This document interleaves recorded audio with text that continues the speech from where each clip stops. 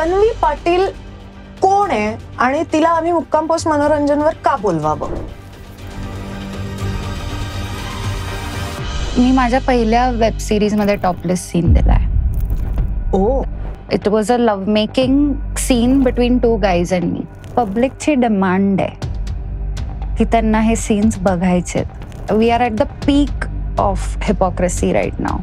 की लोक म्हणतात की आपले संस्कार, मग आपला समाज असा आहे, पण हीच लोक जाऊन हे सगळं बघतात. डेटिंग सीन कसा असतो? Recently I was suppose to go out on a date आणि त्या मुलाने माझं इन्स्टा बघून लास्ट मिनिट डेटच कॅन्सल केली. म्हणजे तो डेटला आला पण नाही? नाही. त्यामुळे समाज तुम्हाला काहीही देणार नाहीये एक्सेप्ट त्यांचं जजमेंट, त्यांचा दृष्टिकोन, ज्याची तुमच्या आयुष्यात काही गरज नाही.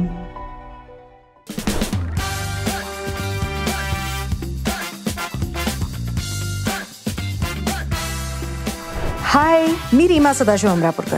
मुक्काम पोस्ट मनोरंजनचे आपले फॉलोअर्स वाढतायत, व्ह्यूज वाढतायत, सगळं वाढतंय. मस्त मस्त चाललेलं आहे तुमच्या सगळ्यांच्या साथीने माझं. पण एकच फक्त होतं यार, तुम्ही लोक सबस्क्राईब नाही करत आहात. आणि त्याच्यामुळे होतं काय की जेव्हा गेस्ट असे येणार असतात ना, जे तुम्हाला हवे असतात गेस्ट, ते तुम्ही आम्हाला सांगता पण कमेंट्समध्ये की तुम्ही यांना बोलवा, त्यांना बोलवा.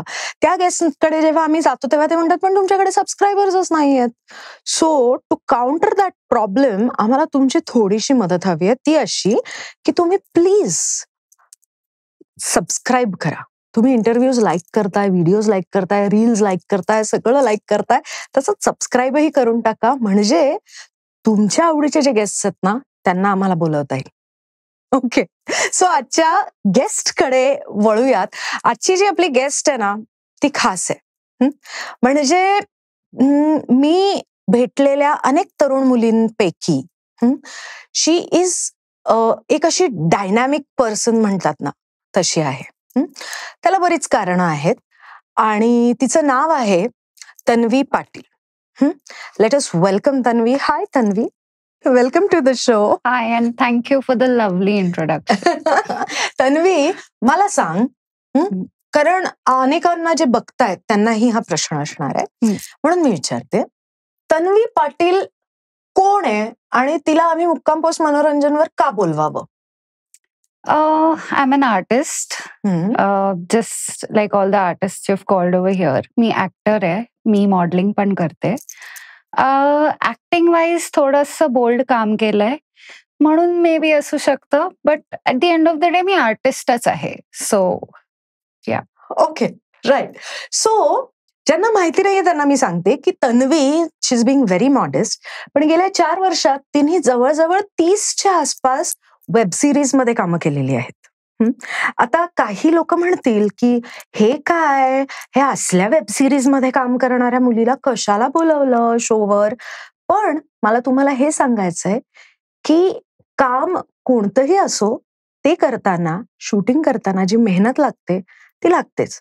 आणि तन्वीकडूनच ऐकूयात ना की ज्या वेळेला ती या वेब सिरीज करते की ज्या थोड्याशा मोठ्या माणसांनी बघाव्यात अशा प्रकारच्या असतात, त्यावेळेला तिला काय काय चॅलेंजेस फेस करावे लागतात. तन्वी, सगळ्यात आधी तर मला हा प्रश्न विचारायचा आहे की हे काम करायचं, म्हणजे हे काम आलंय आणि मी हे करणार आहे, असं तू का ठरवलंस आणि कधी ठरवलंस? पहिली सिरीज मी लॉकडाऊन मध्ये केली, सेकंड लॉकडाऊन जेव्हा लागलेला, आय थिंक 2021 मध्ये. I did not have work आणि खूप वेळेस असं व्हायचं की म्हणजे ज्यांच्याकडे जॉब्स होते ना, 9 to 5 or say BPOs, any kind of a job, त्यांना सिक्युरिटी होती की ते घरनं काम करू शकत होते.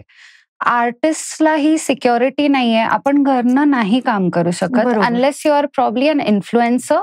मग तुम्ही you can go live on Instagram किंवा म्हणजे you know record videos and put it up. पण I am not that sort of an artist, I am an actor. त्यामुळे असं टेन्शन मध्ये होते बेसिकली लॉकडाऊन मध्ये की काम मिळत नाहीये काही, म्हणजे I had to survive, I stay alone. त्यामुळे सर्व्हायव्हल सगळ्यात इम्पॉर्टंट होता तेव्हा. तेव्हा मला माझ्या पहिल्या वेब सिरीजचा ऑफर आली आणि I just went for it because money was more important that time to feed myself. So असाच डिसिजन घेतला तेव्हा, असा इतका विचार केला नाही. काम मिळालं ह्याच म्हणजे इतका आनंद होता की काम मिळतंय ऍटलिस्ट लॉकडाऊन असून पण. And I went for it. Great great. मग पहिल्यांदा ज्या वेळेला तू आता let's call it what it is, आपण जे अडल्ट सिक्वेन्सेस, बेडरूम सीन्स, हे सगळं जे म्हणतो, असं ज्या वेळेला करायची वेळ आली, पहिल्यांदा करायची वेळ, तेव्हा काय चालू होतं डोक्यात? कारण आपल्या मनावर लहानपणापासून इतके संस्कार असे घडलेले असतात की जरी आपल्या घरातले कूल असले तरीही एक ते कुठेतरी सामाजिक दडपणाने आपल्या मनात ते आलेलंच असतं की अरे हे आणि कॅमेरा समोर करायचं वगैरे, असं ते आपोआपच येतं. सो काय नेमका डोक्यात काय चाललेलं होतं त्यावेळेला? सो लकीली मला मॉडेलिंगमुळे कॅमेराची भीती नव्हती. सो पहिला टप्पा तर तिथे पार पडलेला की मला भीती वाटत नाही कॅमेराची. सेकंड थिंग, जेव्हा तुम्ही बोल्ड सीन करायला जाताना, म्हणजे पहिल्या शूटला ऑब्व्हियसली माझं थिंकिंग हे नव्हतं, I will come to that. पण आता असं झालंय की I switch off my mind and go. Okay. आणि सीन हा सीन सारखा घ्यावा. You don't need to live it, की म्हणजे यु नो वेन जेव्हा कोणी तुम्हाला हात लावतंय आणि if it's without your will, तेव्हा बिंग अ वुमन तुम्हाला कुठेतरी असं आत थोडं अनकम्फर्टेबल, घाण वाटते. Rather let's put it up straight out there, घाण वाटते. बरोबर. तर पहिल्यांदा ते झालं माझ्याबरोबर की थोडं अनकम्फर्टेबल वाटलं, की थोडा सीन दिल्यानंतर विचार केला की व्हॉट डिड आय डू. पण सेकंड टाइम पासून मी खूप क्लिअर होते की ऍक्टर्स युजली काय करतात, आपण आपले फिलिंग्स पोर करतो ऍक्टिंग मध्ये. नॉर्मल शॉट्स असतील तेव्हा हे करणं स्वाभाविक आहे. कोणीही माणूस म्हणजे कोणी ऍक्टर हे करेलच. You feel the scene. असे सीन्स करताना there is no need. Just take it की एक स्क्रिप्टचा पार्ट आहे तो आणि ती स्क्रिप्टची डिमांड आहे. हे फक्त या वेब सिरीज मध्ये नाही, कुठल्याही सिरीज किंवा मूवीज मध्ये स्क्रिप्टची डिमांड असू शकते की हा लव्ह मेकिंग सीन हवाय. बरोबर. तो सीन सारखा घेऊन पुढे चालायचं बस. माय गॉड, हे किती अवघड असेल ग. It is difficult. येस. आणि पण मग जेव्हा तुझ्या ह्या सिरीज म्हणजे अर्थात आता रेखाही याच्यातून सुटली नाहीये, राधिका आपटेही सुटलेली नाहीये, कोण बऱ्याचशा ऍक्ट्रेसेस ह्या न्यूड सीन्स किंवा बेडरूम सीन्स मधून सुटलेल्या नाहीयेत, right? So let's call it what it is की लोकांना बघायला हे आवडतं म्हणून हे विकलंही जातं. येस. सो मला आता तू हे सांग की मग ज्या वेळेला तुझं हे काम बाहेर आलं, रिलीज झालं, त्यावेळेला तुला जे ओळखणारी माणसं होती त्यांच्या काय रिॲक्शन्स होत्या? People were blown away. वेळ लागलेलं लोकांना लिटरली, कारण कोणी एक्सपेक्ट करत नव्हतं की it would be something like this. आणि मी माझ्या पहिल्या वेब सिरीज मध्ये टॉपलेस सीन दिलाय. Okay. So and it was a love making scene between two guys and me. That was my first ever love making scene in my entire artist career. Okay. So तिथेच ती difficulty level already हाय झालेली. एकच actor असलं असतं तरी ठीक होतं. पण लकीली माझे कोस्टार्स खूप चांगले होते. They were very understanding. We sat down, we discussed की मी कशात कम्फर्टेबल आहे, ते कशात कम्फर्टेबल आहेत. आणि हा फक्त मिथ आहे की फिमेल ऍक्टर्सनाच हे सगळं वाटतं, मेल ऍक्टर्सनाही हेच सगळं वाटतं. मी नेहमी ऍक्टर्सशी, माझ्या को आर्टिस्टशी बसून बोलते आधी. म्हणजे तिथेच तुम्ही काय म्हणतात, तुम्ही त्यांची परमिशन घ्या की त्यांना काय काय ओके आहे आणि ते माझी परमिशन घेतात की मला काय काय ओके आहे. And then you perform the scene. तुम्ही एकमेकांबरोबर थोडेसे कम्फर्टेबल व्हाल्यानंतर. राईट. आणि कारण सीन मध्ये ना कधी इफ माय को आर्टिस्ट इज डुईंग समथिंग जे मला आवडत नाहीये, ते माझ्या चेहऱ्यावर दिसणार आहे, ते माझ्या बॉडी लँग्वेज मध्ये दिसणार आहे आणि त्यांनी सीन खराब होणार आहे. At the end of the day माझंच काम खराब होणार आहे. कारण लोक बघतात माझे series. I don't want to look bad. I want that scene to, if it's a hot scene, I want the scene to be hot. Makes sense. I don't want it की म्हणजे असं उगाच केल्यासारखं काहीतरी एक किसिंग सीन झाला and that's done. ज्याला आम्ही आमच्या इंडस्ट्रीमध्ये टिटलेशन बोलतो. Titillation shots are necessary for the sensuality to come out of the entire scene. बरोबर. So yeah, that's what I feel. पण मग रिॲक्शन काय होती? दे वर ब्लोन अवे. त्यांचं तुझ्याशी वागण्याचा ऍटिट्यूड नाही चेंज झाला. 2-3 people tried to tell me की हे नको करूस, कशाला करतेस हे ते. तेव्हा मी माझ्या फ्रेंड्सना पण हेच सांगितलं आणि मी अजून स्वतःलाही हेच सांगते की आपण खूप नशीबवान आहोत, आपल्याला काम मिळतं. आज इंडस्ट्रीमध्ये इतक्या मुली आहेत, त्यांना कामही मिळत नाही. हा मी आधी विचार करते की काही नाही तरी मला काम मिळतंय ना. आज माझ्या सर्व्हायव्हलचं ऍटलिस्ट माझ्या फॅमिलीला टेन्शन नाहीये. मी कमवतेय माझी मी. हे याच टप्प्यावर इतक्या मुली अडकतात की कामच मिळत नाहीये. आम्ही सगळं ट्राय करतोय पण मिळत नाहीये. त्यामुळे मी कामाला कधी नाही बोलत नाही. हे मी माझ्या फ्रेंड्सना पण सांगितलं की ज्यांना कोणाला माझ्याशी प्रॉब्लेम आहे, माझ्यापासून लांब राहा, मला चालेल. एनिवे अशा लोक फ्रेंड्स म्हणण्याच्या लायकीचे नसतात. I am sorry for being so blunt, but it's the truth. तुमचे फ्रेंड्स तुमच्यासाठी नेहमी चांगला विचार करतात. बरोबर. डाऊट येणं आय कॅन अंडरस्टँड की तू काय केलंस, but I am talking about people ज्यांनी बॅकबिचिंग केलं, गॉसिप केलं माझ्याबद्दल. त्यांच्यासाठी I just have one thing to say, go ahead, please talk more about me. I know I am famous.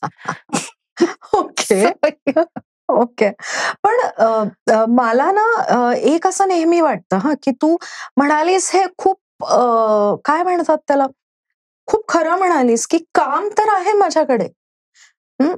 आज स्वतःला पोचण्यापुरते तू पैसे तर कमावतेस. पण असा बऱ्याचदा समज असू शकतो सामान्य माणसांचा की ज्या मुली हे करतात ना अशा प्रकारच्या सिरीज आणि सिरियल्स, त्यांना ते आवडतं म्हणून त्या करतात.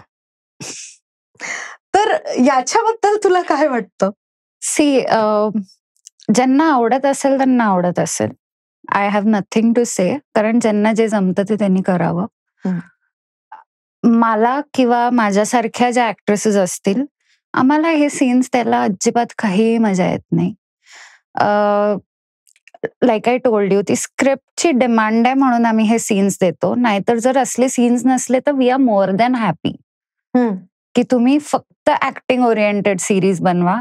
We are ready to work. बरोबर. बट अगेन इथे काय येतं, पब्लिकची डिमांड आहे की त्यांना हे सीन्स बघायचेत. The story and all okay, like will watch that too, but we want these scenes. बरोबर.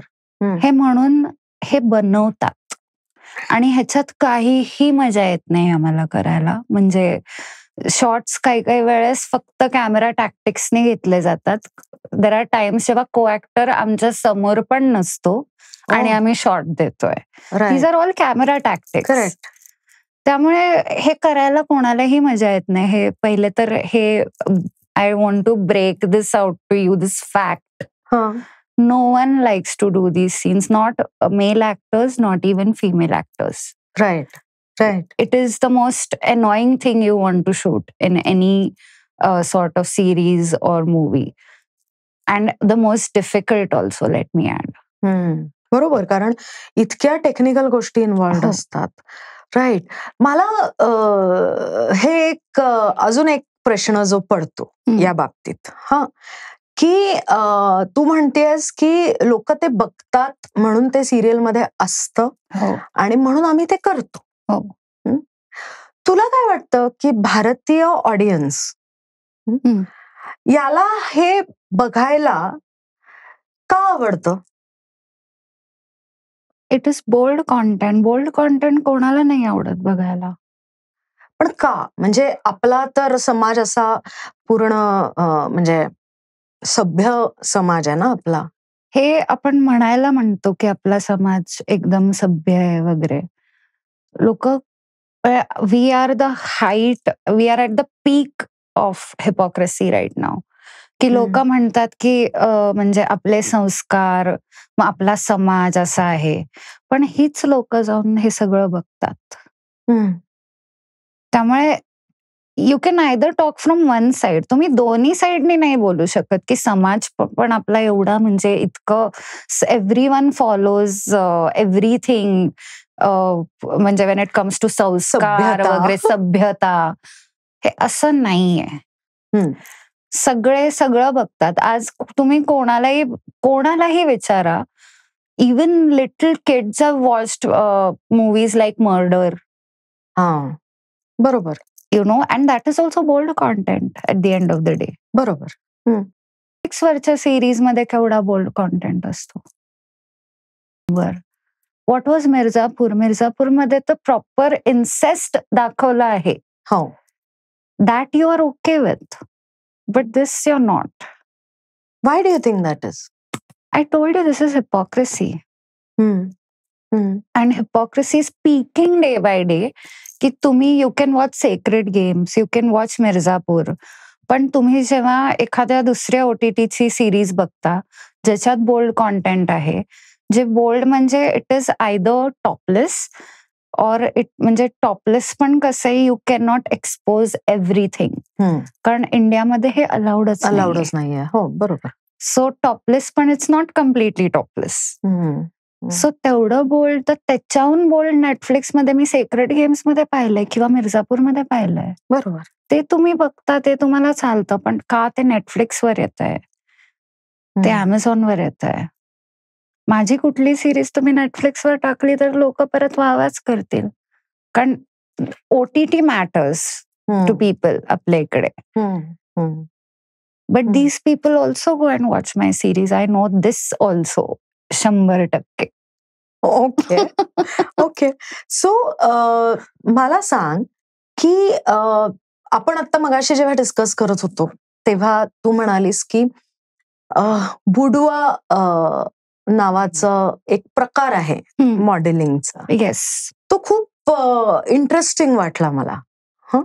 सो आम्हाला सांग ना, हे काय आहे बुडवा मॉडेलिंग? सो बोडवारचं मीनिंग बेसिकली हे तुमची पर्सनल स्पेस, हे ह्याचं मीनिंग आहे. So boudoir modelling is basically a woman in her personal space. म्हणजे अशी बसणार नाही, एक बाई तिच्या वैयक्तिक कम्फर्ट झोन मध्ये एक्झॅक्टली कशी असेल, काय करत असेल, कशी बसली असेल, काय विचारात असेल, हे सगळं आम्ही पोर्ट्रे करायचा प्रयत्न करतो. ओके. फक्त नाव दिस इज पर्सनल स्पेस म्हणजे कसं, it can be in lingerie, you know, or say probably a bikini. So something a little exposing. पण हेच आता आपण इंडियामध्ये राहतो म्हणून हे आपल्याला एक्सपोजिंग वाटतं. बरोबर. हेच तुम्ही कुठेही France, if you go to Paris and you see the models there, तर बोडवार त्यांच्यासाठी तर इतका नॉर्मल कॉन्सेप्ट आहे की ह्याचे काय म्हणतात, होर्डिंग्स असतात. राईट. ह्याचे होर्डिंग्स असतात रस्त्यावरती. बरोबर. So boudoir comes from the French only basically. आणि this is how it is की तुम्ही तुमच्या पर्सनल स्पेसमध्ये कसे असाल.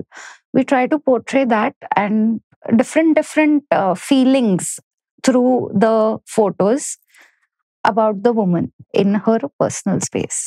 हो, नाईस. मग तू मॉडेल करतेस ह्याच्यासाठी? येस. ओके.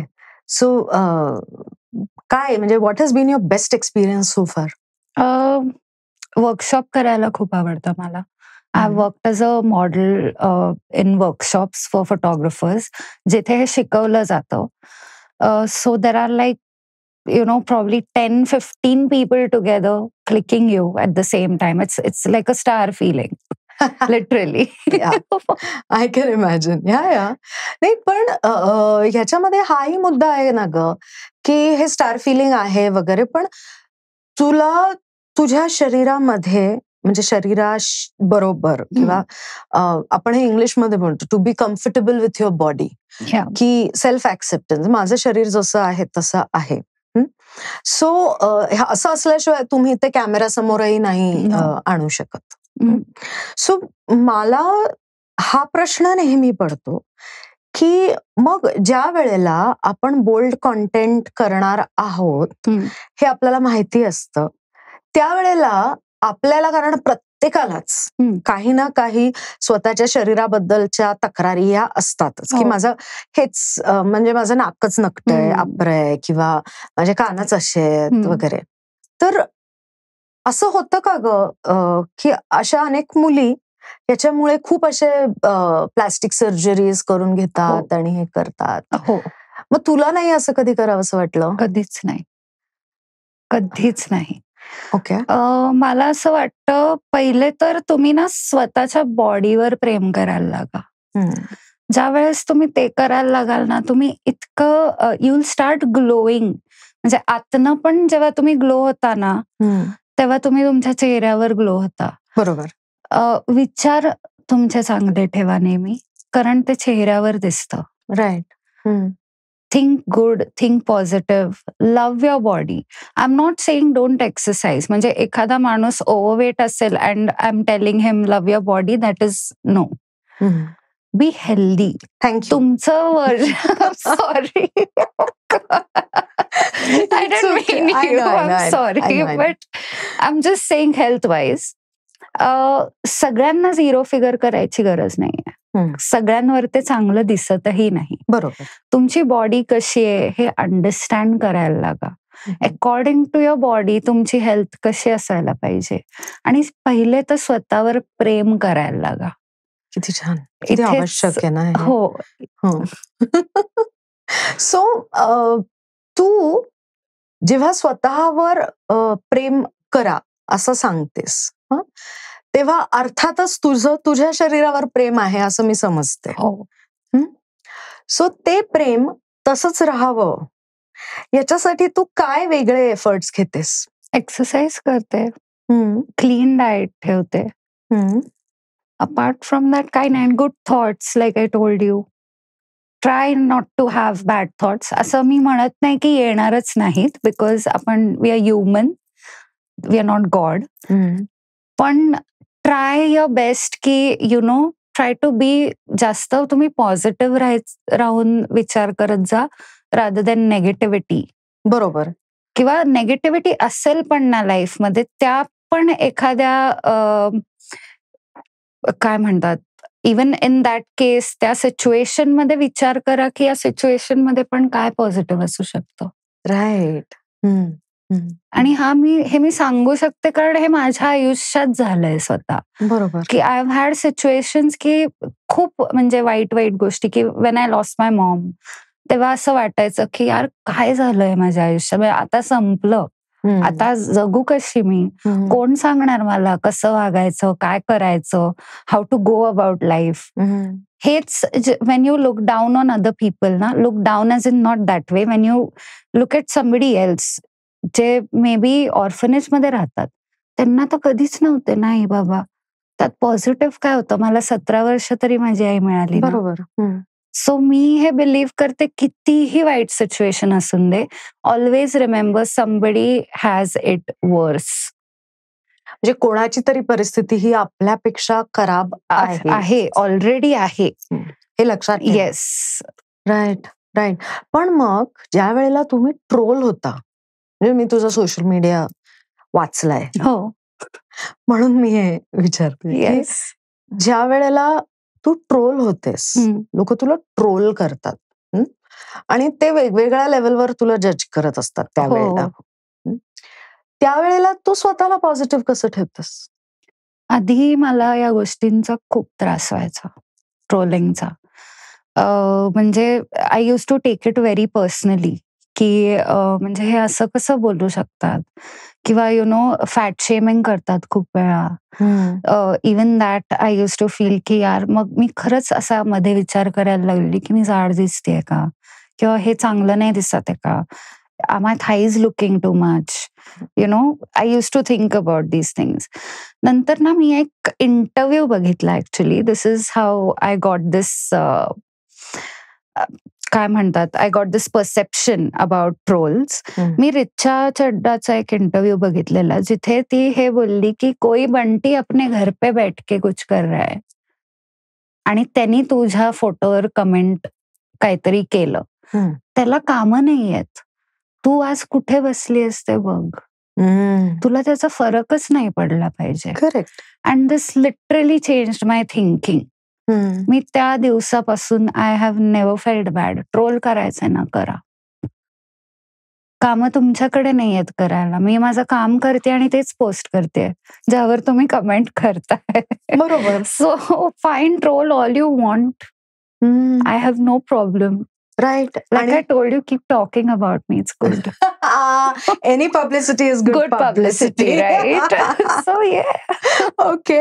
So मग तुझं आपण परत वळून परत तुझ्या कामाकडे येऊया आणि त्या कामाबद्दलचं असलेलं जगाचं परसेप्शन याच्याकडे येऊया.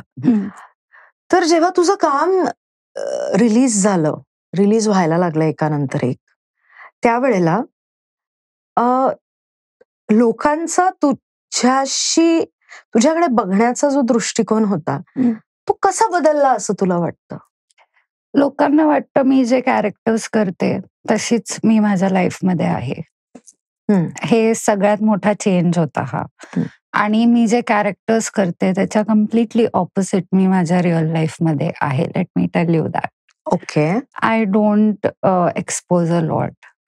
म्हणजे मी कुठेही माझ्या फ्रेंड्स बरोबर गेले तरी आय एम, म्हणजे मला कधी कधी माझे फ्रेंड्स बोलतात की यापेक्षा तू एक साडी घाल आणि पदर घालून फिरत जा.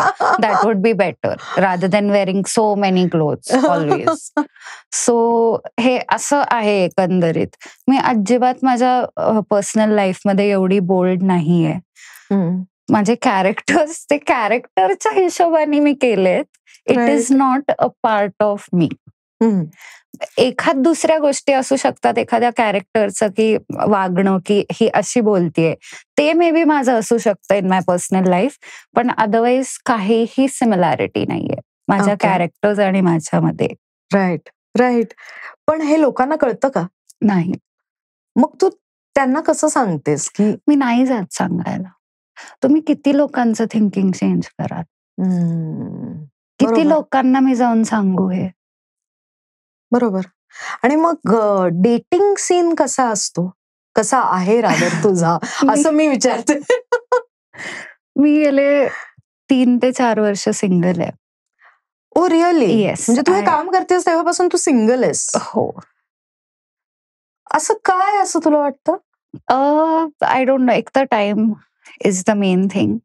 मी पुणे, मुंबई, कधी कधी अहमदाबाद, म्हणजे असं काही माझं हे नसतं फिक्स्ड की मी पुण्यातच असेन किंवा मुंबईतच असेन. मी सगळीकडे फिरते कामासाठी.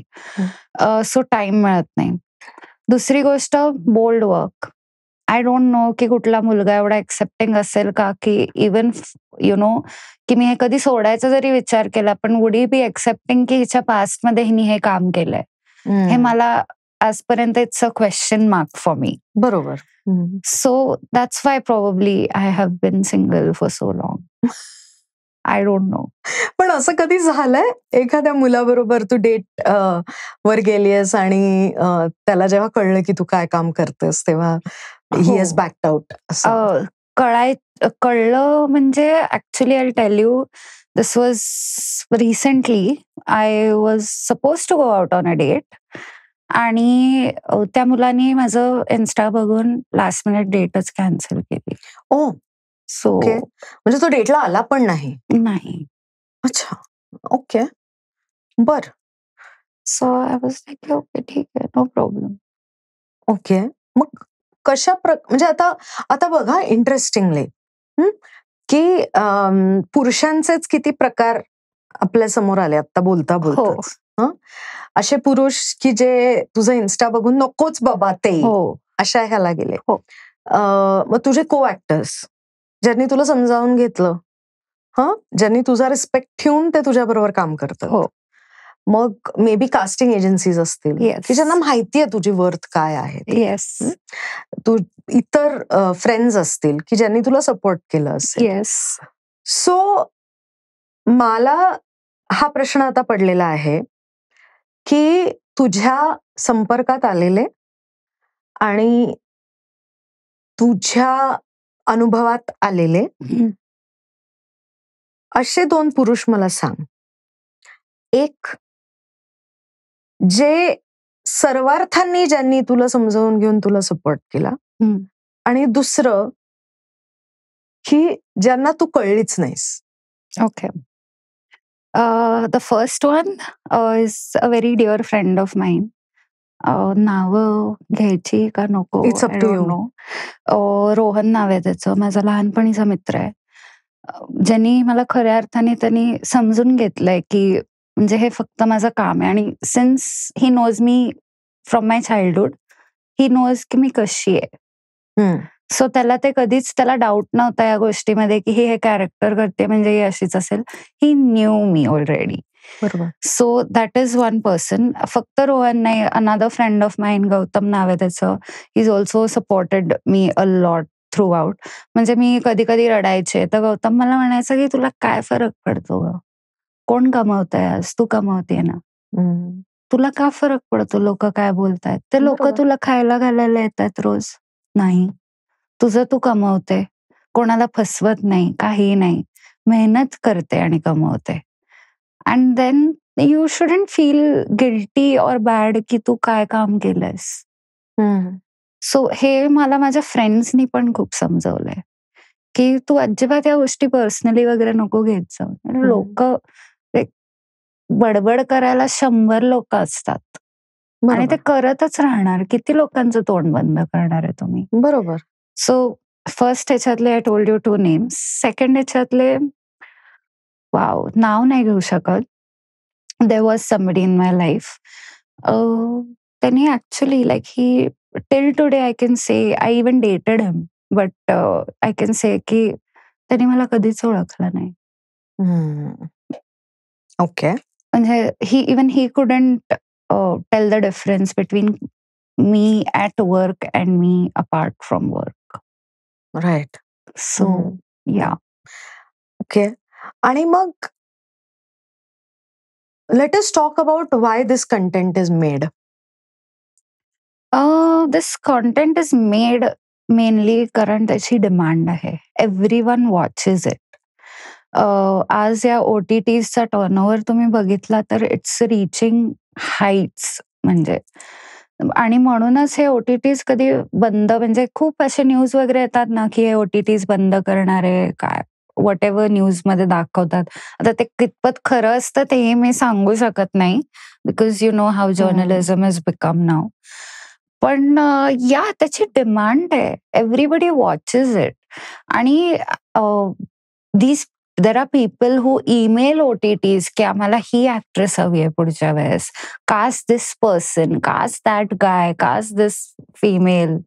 सो हे जे मिथ आहे ना की हे कोणी बघत नाही वगैरे, असं काही नाहीये. कुठल्याही गोष्टीचा सप्लाय वाढणार नाही जर त्याची डिमांडच नसेल. बरोबर बरोबर. सो या कॉन्टेंटची डिमांड आहे आणि हा कॉन्टेंट सगळे अफोर्ड करू शकतात. सगळे, राईट फ्रॉम ऑटोवालाज, right from the lower class, middle class to higher class. It is viewed even in the US. I have fans who have spoken to her from US. Wow. Yeah. So, do you think की भारताच्या बाहेर तुझ्या कामाला जास्त respect आहे भारतात आहे त्याच्यापेक्षा? हो, नक्कीच.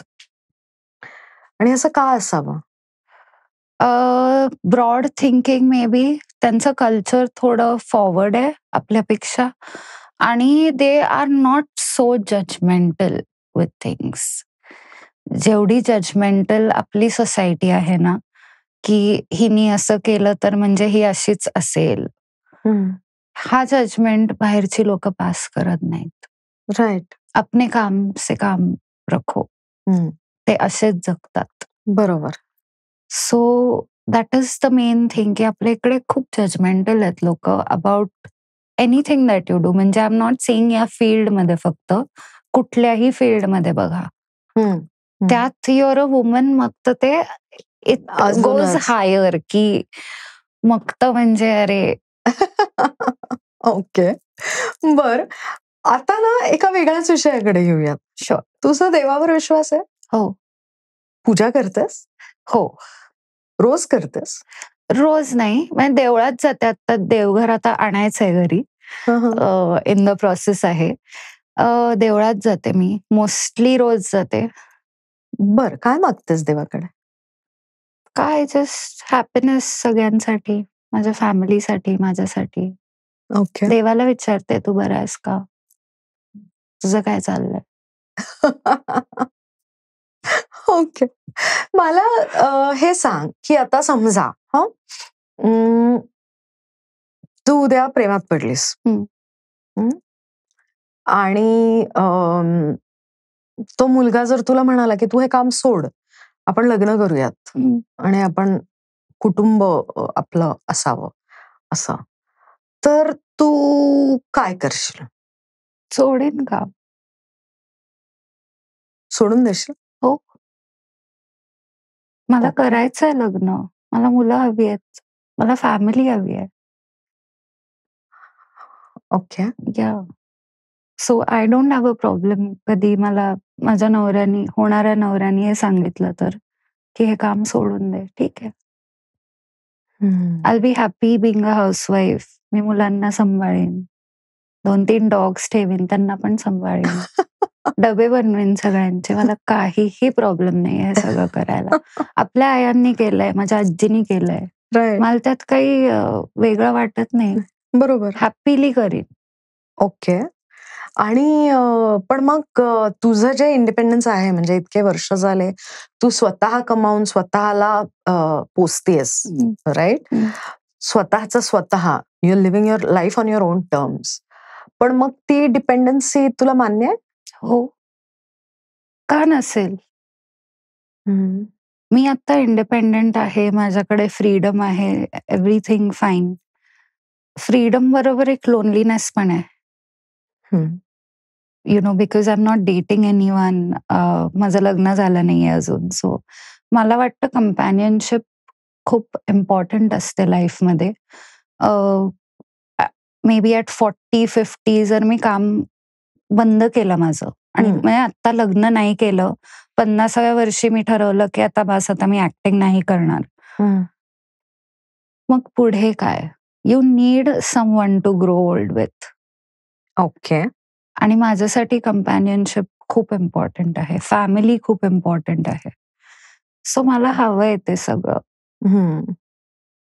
So 10 years down the line तू स्वतःला कुठे बघतेस? As a star, even bigger star. If I don't get married and even if I do, if my husband says की तू करू शकतेस तुझं काम, तरी पण yeah, a bigger star and probably जास्ती ऍक्टिंग ओरिएंटेड काम तेव्हा, rather than just bold. म्हणजे I don't have a problem doing bold scenes even in those series, but yeah, I would like to do something acting oriented totally. Definitely, and I think you will तू मस्त करशील. Thank you. So एक असा rule तुझ्या आयुष्यातला की जो तू काहीही झालं तरी तू तो रूल मात्र पाळतेस. I don't expose my lower body. Okay. In anything. बर. With lingerie on, it's okay. Otherwise, no. And दोन आहेत actually. This is one. Second thing is never say no to work. कामाला कधी नाही म्हणायचं. काम कसंही असो. ओके. मग अशा मुली ज्यांना इंडिपेंडेंटली जगायचं आहे, ज्यांना आता असं वाटतं की त्या जखडल्या गेल्या आहेत बऱ्याच अपेक्षांमध्ये आणि समाजाच्या एकंदर सिच्युएशन मध्ये, त्यांना तू काय सांगशील? समाजाचा विचार नका करू. समाज तुम्हाला काही देणार नाहीये. ओके. Just judgement. बाकी काही देत नाही समाज. ट्रू. तुम्ही नॉर्मल एक्झाम्पल पण घ्या कोणाच्याही लाईफ मधलं. एखाद्या माणसाने खूप छान गोष्टी केल्या आयुष्यात. मी एक्झाम्पल देते, 100 चांगल्या गोष्टी केल्या आणि तो एकदा चुकला. लोक काय लक्षात ठेवतात? चूक. कोणी हे नाही लक्षात ठेवत त्यांनी 100 चांगल्या गोष्टी केल्यात आधी. बरोबर. त्यामुळे समाज तुम्हाला काहीही देणार नाहीये एक्सेप्ट त्यांचं जजमेंट, त्यांचा दृष्टिकोन, ज्याची तुमच्या आयुष्यात काही गरज नाहीये. जेवढा तुम्ही समाजाबद्दल विचार कराल तेवढं तुम्ही स्वतःच्या इन्सिक्युरिटीज वाढवाल, स्वतःचं डिप्रेशन वाढवाल आणि ओव्हरथिंक करायला लागलं की एव्हरीथिंग गोज डाऊनवेज. बरोबर. कुठल्याही गोष्टीबद्दल. त्यामुळे मला वाटतं समाजाचं ऐकायची काही गरज नाहीये. स्वतःच ऐका, तुमचं मन काय म्हणतं ऐका. तन्वी, तू आता म्हणालीस की तुला लग्न करायला आवडेल, तुला तुझं कुटुंब हवंय, तुला मुलं व्हायला हवी आहेत, तुला एक संपूर्ण कुटुंब हवंय आणि त्याची काळजी घ्यायला तुला आवडेल, बरोबर? सो तू जेव्हा लहान होतीस तेव्हा तुझं कुटुंब कसं होतं ग? Very happy. मी माझ्या आजी आजोबांकडे वाढली आहे. My mom was a single mother. So आजी आजोबांकडे वाढले त्यामुळे खूप प्रेम मिळालेलं आहे लहानपणीपासून. खूप काय म्हणतात, शेल्टर्ड लाईफ होती आधी.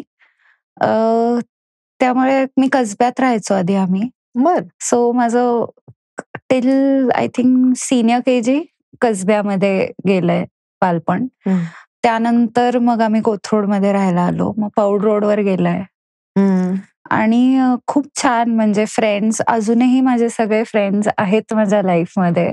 लहानपणीचे मित्र मैत्रिणी सगळे खूप प्रेमळ असं. त्यामुळे म्हणून मला ओढ आहे ती फॅमिलीची, कारण माझी फॅमिली पण अशीच आहे. बरोबर. आई बद्दल सांग ना आम्हाला. आई गायिका होती माझी. आजी गाते, माझी मावशी गाते. त्यामुळे घरात आर्ट हे आधीपासूनच होतं. माझ्या आजीला गाणं नाच खूप आवडतो. आईलाही गाणं नाच खूप आवडायचा आणि हे सुंदर वगैरे दिसणं, असं मेकअप वगैरे आईला खूप आवडायचा. मला अजिबात आवडत नाही.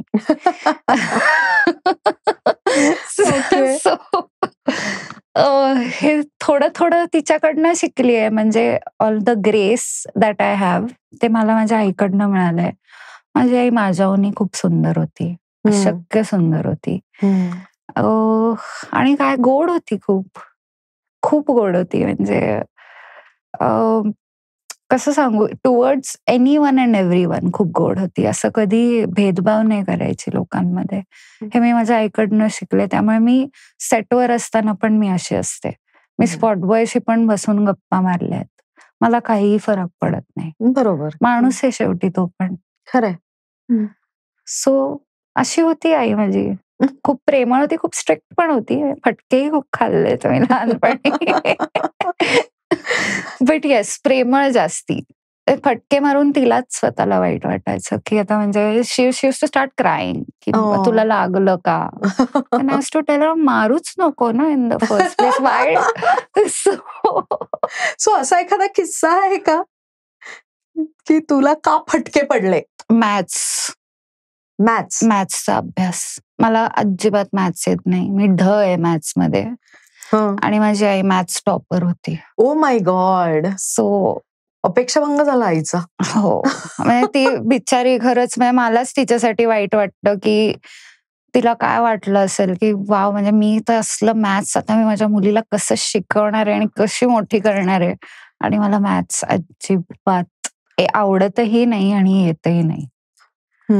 सो तेव्हा फटके खूप खाल्लेत, पट्टीने फटके खाल्लेत मी. आणि पाढे पाठ करणे वगैरे सगळं केलंस? म्हणजे काय, अगं ती बसायची समोर माझा अभ्यास घ्यायला पट्टी घेऊन, त्या पट्टीच्या भीतीनेच मी अभ्यास करायला लागायचे.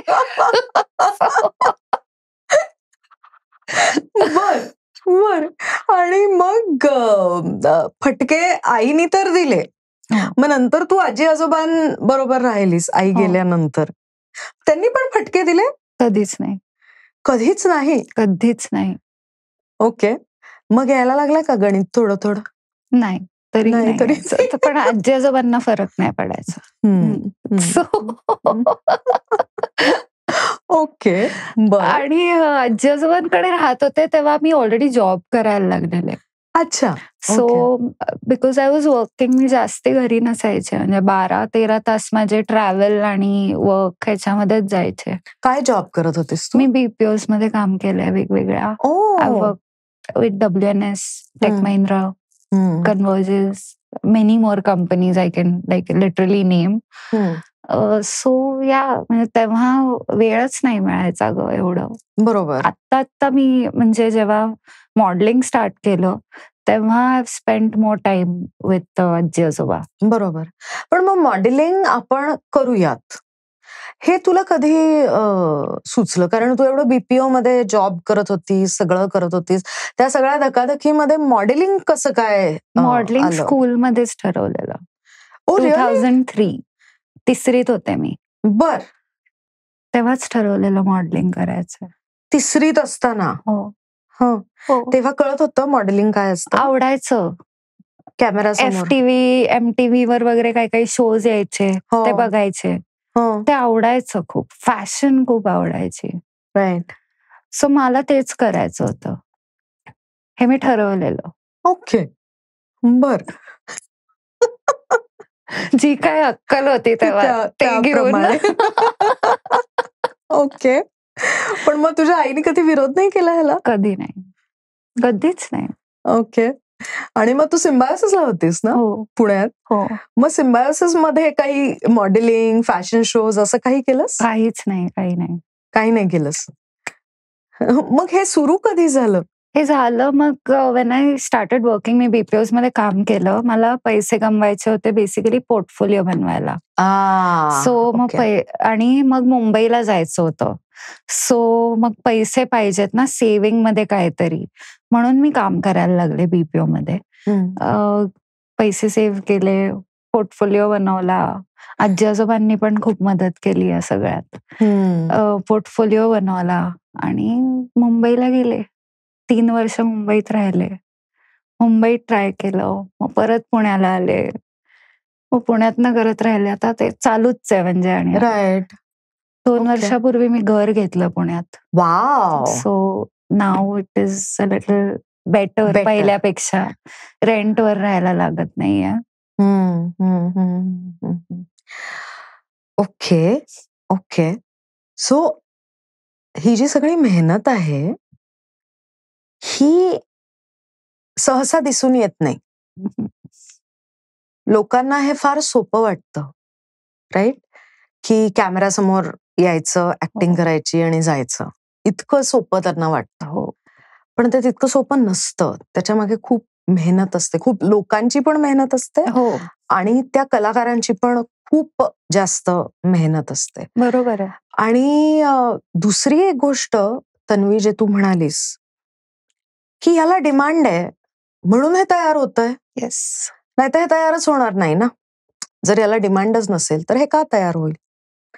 सो मला असं वाटतं की आज तन्वीशी जेव्हा आपण गप्पा मारलेल्या आहेत तेव्हा एक खूप महत्वाचा मुद्दा तन्वीने उभा केलेला आहे.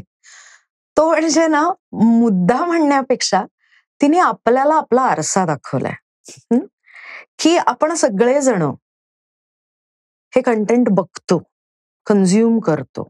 लहान लहान मुलं सुद्धा हे कंटेंट बघतात, म्हणून हे कंटेंट तयार होतं. आणि तरीही हे कंटेंट तयार करायला जे कलाकार काम करतात त्याच्यामध्ये, त्यांना मात्र आपण जज करतो. सो कुठेतरी अपने गिरेबान में भी झाक कर देखिए की काय नेमकं कुठे काय चुकतंय का काय बरोबर आहे. आणि दुसरं एक खूप महत्वाची गोष्ट जी तन्वीने आपल्याला सांगितली ती अशी की ते करणं किती किचकट असतं. ती तुमची पर्सनल स्पेस जरी असली आणि असं दिसत असलं की तुम्ही खूप ते एन्जॉय करताय, तरीही कधी कधी तर तुम्ही एकटेच रिॲक्ट करत असता आणि फक्त कॅमेरा असतो. मग ते ऍक्टिंग स्किल्सच आहेत ना. सो का मग आपण यांना बी ग्रेड समजायचं आणि का पाण्यात पाहायचं यांना? याच्याबद्दल आपण सगळ्यांनीच विचार करायला पाहिजे. आणि अल्टिमेटली कष्ट करून काम करून एक व्यक्ती पैसे कमावतीये, स्वतःच्या पायावर उभी राहतीये, तिच्या मागे आपण उभं राहायचं का तिच्या मागे आपण बोलायचं? हाही अर्थात आपणच आपल्याला विचारायचा प्रश्न आहे की नाही? सो तन्वी, आम्हाला इथे आरसा दाखवल्याबद्दल आणि सडेतोडपणे आपलं म्हणणं मांडल्याबद्दल खूप खूप खूप धन्यवाद. आय एम सो हॅपी की मी तुला बोलवलं या शोवर, म्हणजे माझ्या टीमनी तुला बोलवलं आणि तू आलीस. आणि तू अत्यंत परखडपणे तुझी मतं मांडलीस आणि हे करायला पण गट्स लागतात. सो भाई सलाम है तेरे को. सो पुन्हा भेटू. तुझी कम्प्लीट ऍक्टिंग वाली सिरीज येईल त्यावेळेला आपण डेफिनेटली परत एकदा भेटू. याच वर्षी येते. ओ वाव. ओके. डबिंग राहिलंय फक्त आता. अरे वा. बट मी त्याच्याबद्दल बोलू नाही शकत जास्त. Of course correct. पण तोपर्यंत तू जे करतेस आणि तुझे स्वप्न पाहिलंयस ना, त्याच्यासाठी तुला खूप खूप खूप शुभेच्छा. तुला समजून घेणारा आणि तुला सपोर्ट करणारा, तुला जे काही करायचं आहे त्याच्यामध्ये असा तुला जोडीदार मिळो. आणि तुला जे कुटुंब हवं आहे ते तुला खूप व्यवस्थित मिळो आणि तुला खूप आनंद मिळो त्याच्यामध्ये. Thank you so much. You're too sweet.